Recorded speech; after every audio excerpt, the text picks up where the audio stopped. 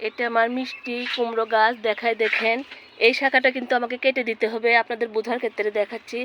আর এটা কিন্তু প্রথম শাখা, যেহেতু এই গাছের গোড়া থেকে হয়েছে, এটা আমি কেটে নেব বিসমিল্লাহ বলে। দেখেন সাবধানভাবে কিন্তু কাটতে হবে, সেটা আমিও কেটে নিচ্ছি সুন্দরভাবে। দেখেন আপনাদের বোঝানোর ক্ষেত্রে সবসময় গাছের শাখা পুরো শাখা কাটতে গেলে কিন্তু সাবধানভাবে করতে। আর এটা আমার কিন্তু মেন শাখা, দেখেন কত দূরে চলে গেছে। এটাও কিন্তু আমার মেন শাখা নাই, দেখেন এই শাখাটা কিন্তু আমি ঠিকঠাক মতো কেটে দেবো, সেটা আমিও দিলাম।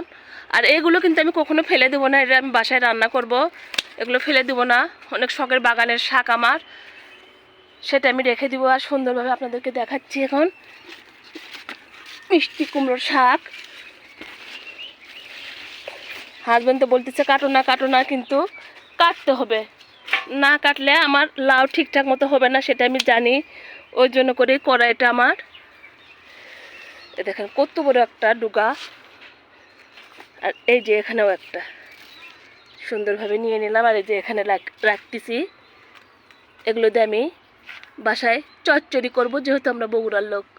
আল্লাহ হাফেজ।